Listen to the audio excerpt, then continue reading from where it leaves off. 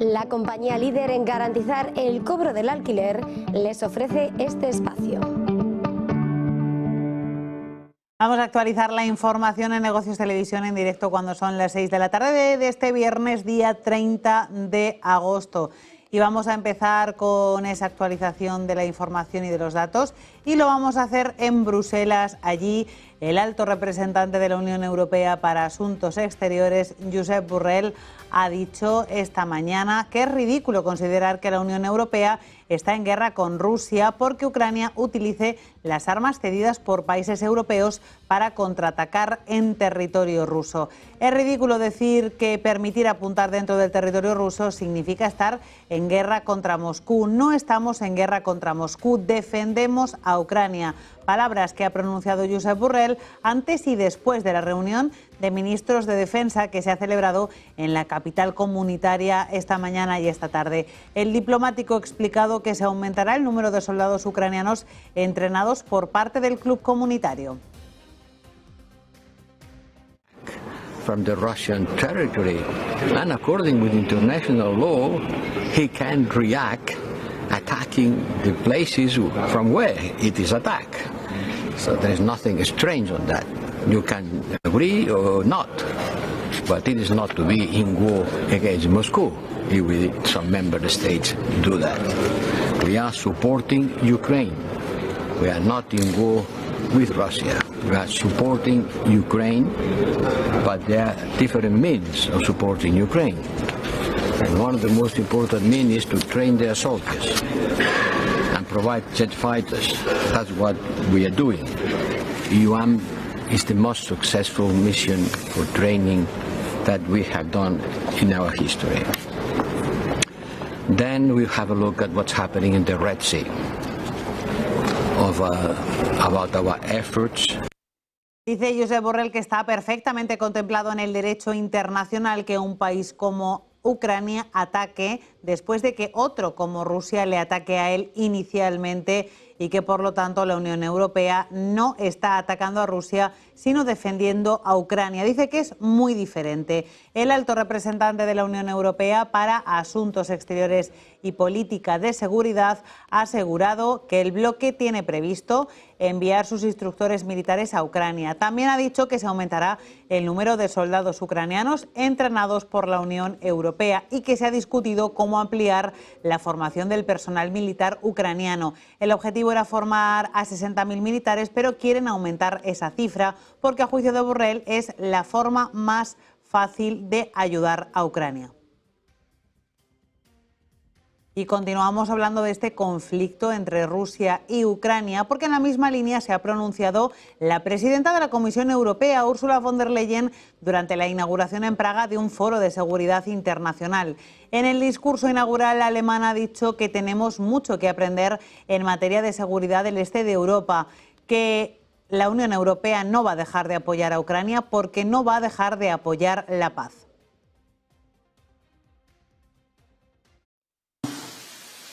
Peace cannot be taken for granted. You warned already years ago about Putin's intentions. Well, we should have listened better to Central and Eastern Europe.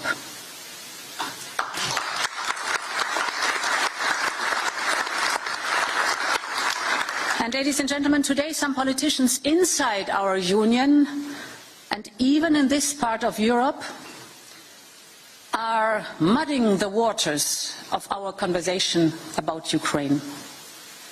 They blame the war not on the invader, but on the invaded, not on Putin's lust for power, but on Ukraine's thirst for freedom. So I want to ask them, would you ever blame Hungarians for the Soviet invasion of 1956? Would you ever blame Czechs for the Soviet repression of 1968?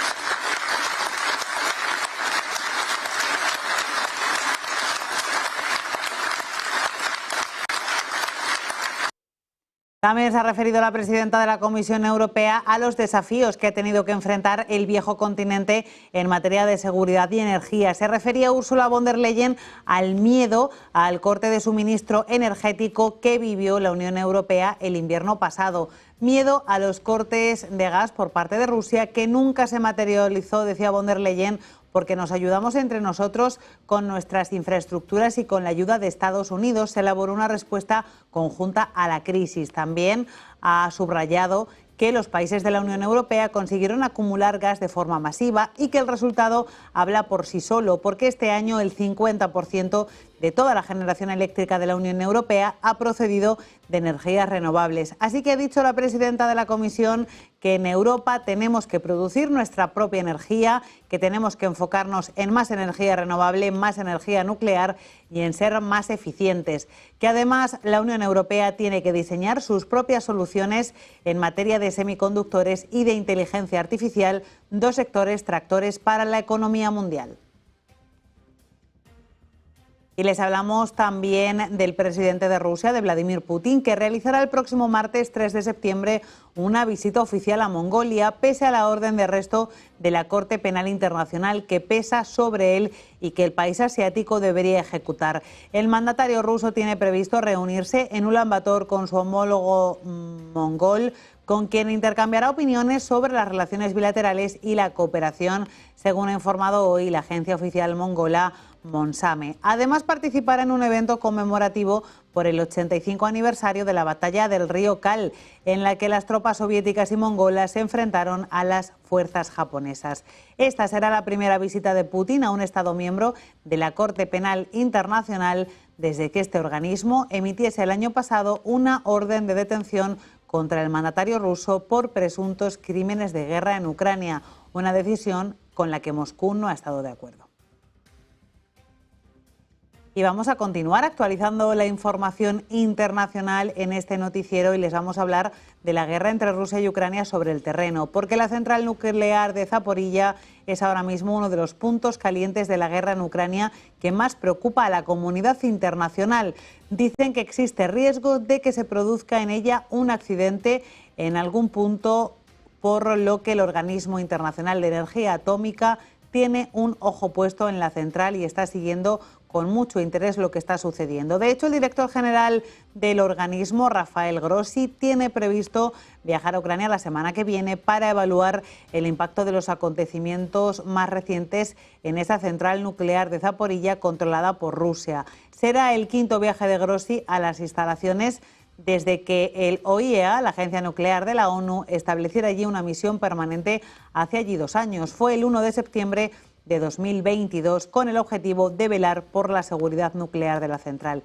El pasado día 19, el organismo nuclear dependiente de la ONU ya advertía de un importante deterioro en la situación de la central de Zaporilla tras impactar en sus cercanías un dron con carga explosiva y después de que un incendio causara daños importantes en una de sus torres de refrigeración. La visita a Ucrania de Grossi tendrá lugar pocos días después de que el alto funcionario internacional inspeccionara la central rusa de Kursk, también por los ataques llevados a cabo en las últimas semanas por el ejército ucraniano.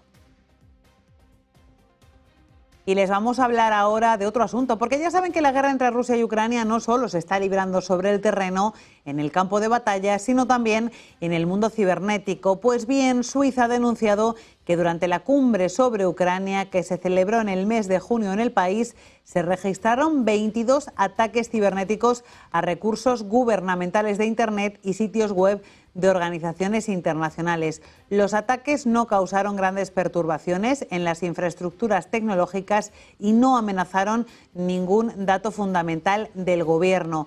Esa cumbre se celebró los días 15 y 16 de junio, cuando representantes de 92 naciones se unieron a la Cumbre de Paz de Ucrania, organizada, como decimos, en Suiza. Y ya vamos a cambiar de asunto y del conflicto entre Ucrania y Rusia nos vamos a ir a la guerra en Gaza. Las fuerzas de defensa israelí han anunciado esta mañana que han completado sus operaciones en el sur de la franja después de más de 3 meses. En una publicación a través de Telegram, el ejército ha dicho que durante sus operaciones en el sur habría eliminado a más de 250 terroristas y habría destruido 6 túneles utilizados por Hamás. Las fuerzas de defensa de Israel también han informado de la recuperación de 6 cadáveres de personas secuestradas por Hamás el 7 de octubre. Además, el ejército israelí también ha dicho que sus tropas se están preparando para la continuación de los combates en la Franja de Gaza. Y continuamos hablando de este asunto porque el ejército de Israel también ha informado esta mañana de otro asunto. Habría matado al líder de Hamás en Jenin, en Cisjordania, al bombardear su vehículo en el que viajaba con otros 2 milicianos que han muerto cuando trataban de huir del coche tras el primer impacto. Según el relato del ejército, Wassem Hazem, al que desde Israel acusan de participar en atentados en Cisjordania contra intereses israelíes, viajaba en un coche cargado de armas, de munición y de dinero. Los soldados israelíes continúan por tercer día consecutivo una incursión en la localidad. Hamás no se ha pronunciado sobre este nuevo ataque que se habría producido en cooperación con la policía fronteriza y el servicio de inteligencia. Tras él también fueron incautadas una serie de armas. Por tercer día consecutivo, como decimos, la urbe de Jenin y su campamento de refugiados están afrontando una incursión militar israelí con blindados, francotiradores y fuerza aérea que ya ha dejado en los últimos 2 días 8 palestinos muertos. En los días previos, las operaciones se habían centrado en Tulkarem y en Tubas. Los soldados israelíes ya se han retirado de Tulkarem. Y les hablamos también de este asunto, pero ahora en clave política, porque el Gabinete de Seguridad israelí votaba anoche a favor de mantener una presencia continuada de tropas en el controvertido corredor de Filadelfia. Es la frontera gazatí colindante con Egipto, en caso de un acuerdo de tregua y liberación de rehenes. Según un funcionario de la oficina del primer ministro, 8 ministros de Netanyahu votaron a favor de esto y el único voto en contra fue del ministro de Defensa, Yoav Galán. El ministro de Seguridad Nacional, Ben Gvir, del ala más radical del gobierno de Netanyahu, se habría abstenido aparentemente al considerar la postura del primer ministro como no lo suficientemente dura.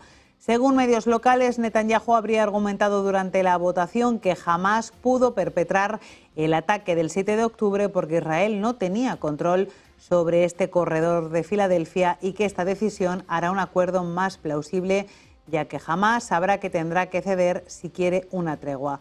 El pasado 25 de agosto, tanto la delegación israelí como la de Hamás abandonaron el Cairo sin avances tras una cumbre con los mediadores de Qatar, Estados Unidos y Egipto ante la negativa de Hamás de permitir la presencia permanente de tropas israelíes en esta línea con Egipto, una demanda que a juicio de Netanyahu es irrenunciable.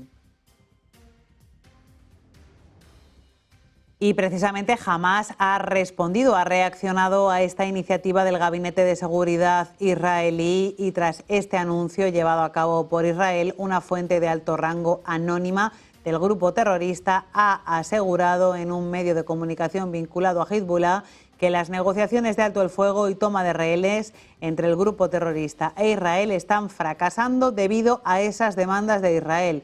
Según el informe, las últimas reuniones en Qatar han terminado sin éxito precisamente porque Israel sigue insistiendo en mantener su presencia en el corredor de Filadelfia en la frontera entre Egipto y la Franja de Gaza. Por otro lado, acusan desde Hamás a Israel de negarse a revelar la identidad de 65 prisioneros palestinos que tendrían que ser liberados como parte del acuerdo. Las negociaciones, dicen desde Hamás, están encaminadas al colapso por la negativa de Israel a responder a las propuestas de los mediadores para abordar los problemas actuales. Son palabras del comunicado de Hamás. Y ahora vamos a hablar también de la situación que se eleva en Cisjordania. En Israel y Hamás acordaban en ese contexto pausas humanitarias de 3 días en Gaza para vacunar de la polio, tal y como había pedido la Organización Mundial de la Salud después de que se detectase en el enclave el primer positivo por polio en 25 años. La campaña de vacunación está previsto que comience el domingo en el centro de la Franja durante 3 días, en los que está previsto que se pausen los combates desde las 6 de la mañana hasta las 3 de la tarde. Después se realizarán pausas similares en el sur y en el centro de la Franja.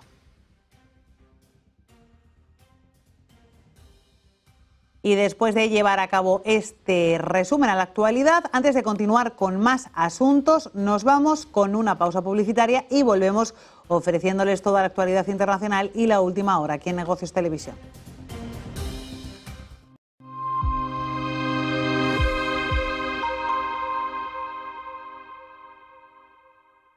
Pensamos que el ciclo económico sigue siendo robusto y, por lo tanto, es un buen momento para tomar riesgo en renta variable.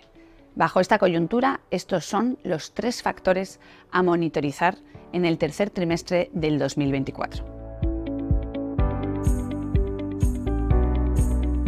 En primer lugar, tanto los fundamentales como los análisis técnicos apoyan a los activos de riesgo. Las economías muestran resiliencia y la inflación es persistente, pero también gestionable. En segundo lugar, China se encuentra en un periodo de estabilización controlada. Existen señales claras de recuperación, pero es muy importante que los responsables políticos continúen apoyándola. Y por último, en tercer lugar, dada la dispersión en los mercados, este es un buen momento para las operaciones tácticas. Las empresas estadounidenses de mediana capitalización y los bonos convertibles son una buena opción en este sentido. Y desde una perspectiva sectorial, nos gustan la tecnología y las finanzas.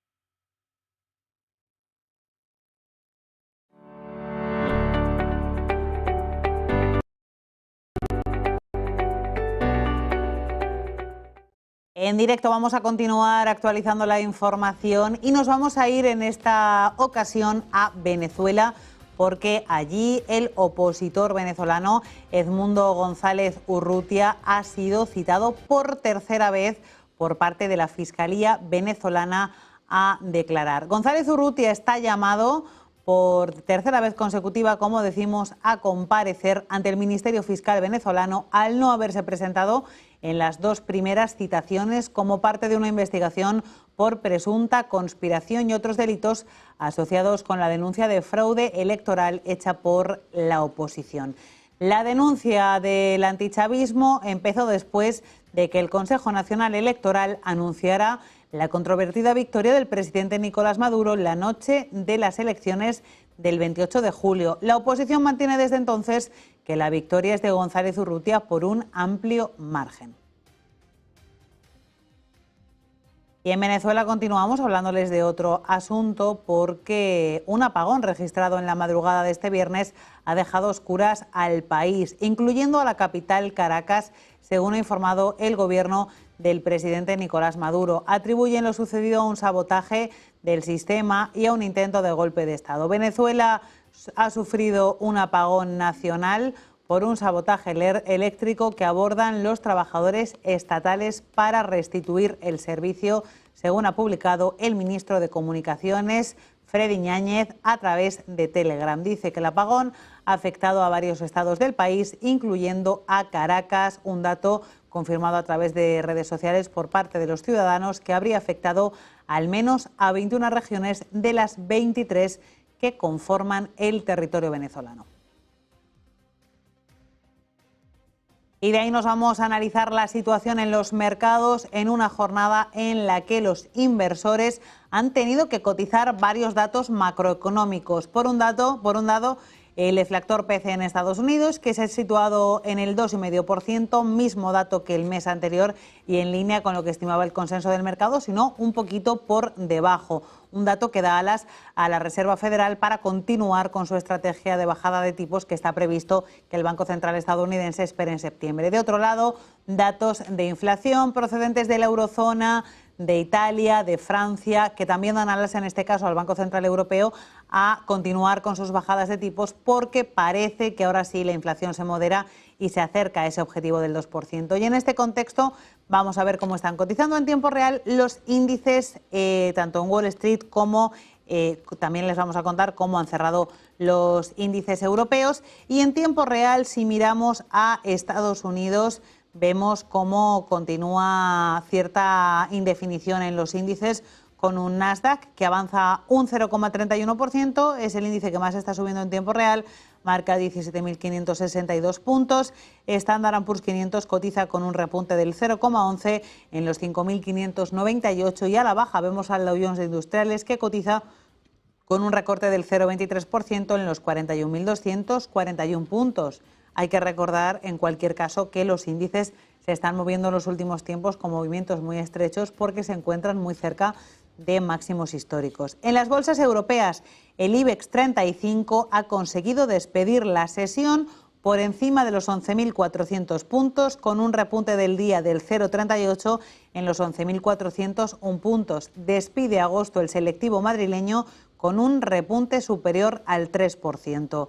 En el resto de bolsas europeas, al final hemos visto sentimiento mixto. Bolsa de Milán ha cerrado en positivo con un repunte del 0,53 en los 34.362 puntos, pero el resto de índices europeos han despedido en negativo o prácticamente en tablas. En negativo con un recorte mínimo del 0,13 el CAC 40 de París en los 7.630 puntos. Y luego, pues en tablas, prácticamente en niveles de apertura, el DAX alemán con un recorte del 0,03% y 18.906 puntos, y el FTSE británico con una corrección del 0,04% y 8.376 puntos. Y en medio de ese contexto, como les decimos, hay una serie de datos macroeconómicos que se han publicado en el día de hoy y que influyen e impactan de forma directa sobre el mercado. Así que vamos a contárselos un poquito más en profundidad. El primero, deflactor de PCE en Estados Unidos. El presidente Joe Biden ha reaccionado a esa publicación del deflactor PCE correspondiente al último mes del año. La tasa se ha situado en el 2,5%, exactamente el mismo nivel que el mes anterior. Unos datos que, a juicio de Joe Biden, muestran que se están logrando progresos reales en la economía de Estados Unidos. Ha dicho Biden que los salarios están creciendo más que los precios, dando a la gente unos ingresos adicionales de $1.400 desde la pandemia que se notan en el bolsillo. Pero hay más trabajo por hacer, ha remarcado el presidente. Ha continuado diciendo que si bien la administración Biden sigue luchando contra la inflación, los republicanos del Congreso no se esfuerzan por conseguir lo mismo. Dicen que los republicanos quieren recortar impuestos masivos a los multimillonarios y a las grandes corporaciones y al mismo tiempo aumentar los impuestos a los estadounidenses trabajadores en casi $4.000. Los expertos coinciden en que sus planes reavivarían la inflación a juicio del presidente demócrata Joe Biden.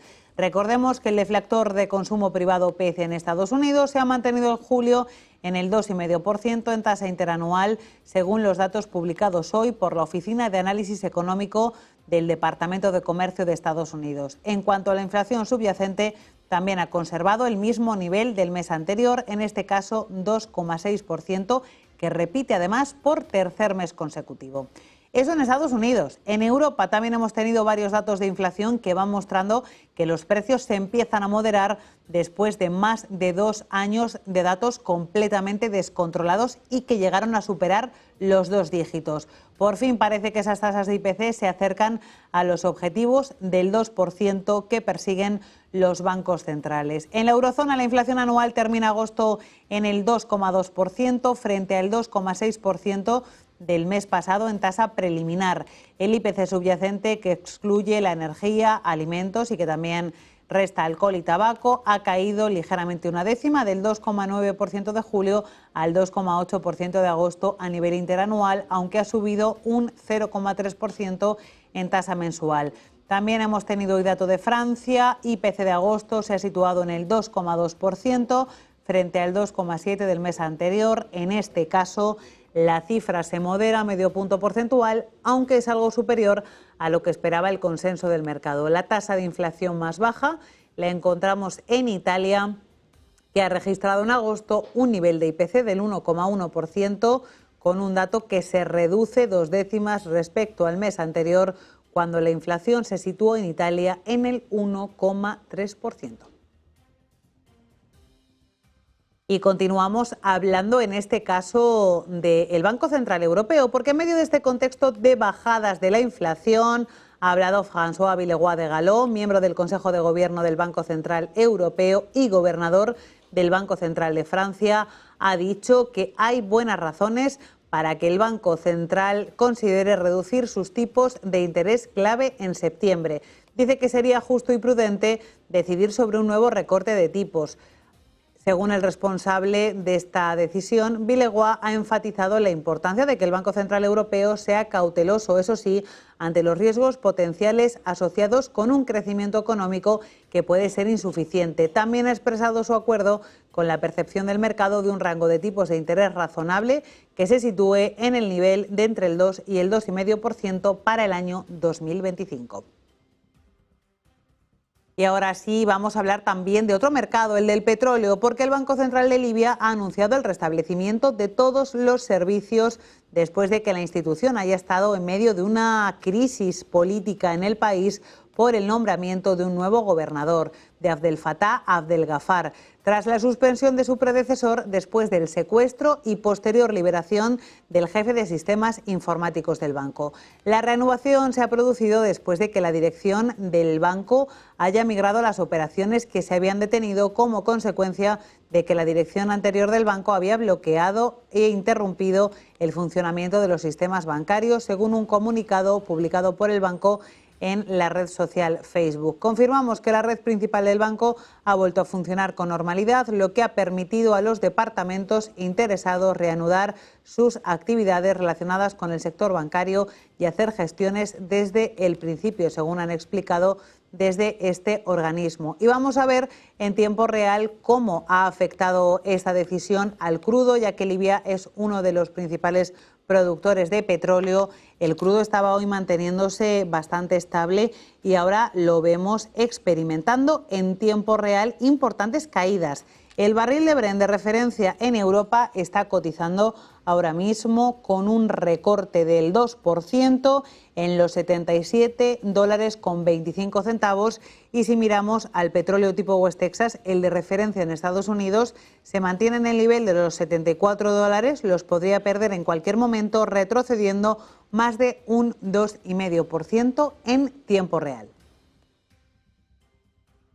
Y vamos a continuar hablando de otros asuntos relacionados con el ámbito empresarial en este momento, y vamos a mirar ya en este caso a nuestro país, vamos a mirar a España y a la situación de una compañía como Talgo, porque el consorcio húngaro Gand-Mabag ha anunciado hoy que va a presentar ante la Sala de lo Contencioso Administrativo del Tribunal Supremo un recurso contra la decisión del Gobierno de vetar la OPA que lanzó a la ferroviaria española Talgo. Hoy, además, ha anunciado que ha retirado esa oferta de compra a la CNMV. Con este recurso al Supremo, instará la nulidad de la decisión adoptada por el Gobierno y solicitará una indemnización al Estado por daños y prejuicios.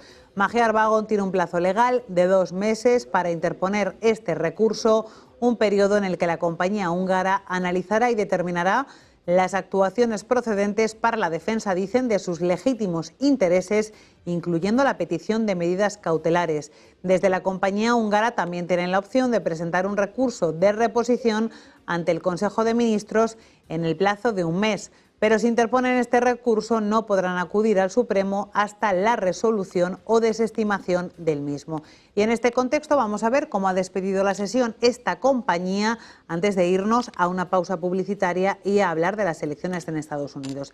Las acciones de Talgo han despedido la sesión con un recorte del 1,39%, partirán el lunes en la negociación de los 3,89 €. Pausa publicitaria y a la vuelta nuestro bloque dedicado a las elecciones en Estados Unidos.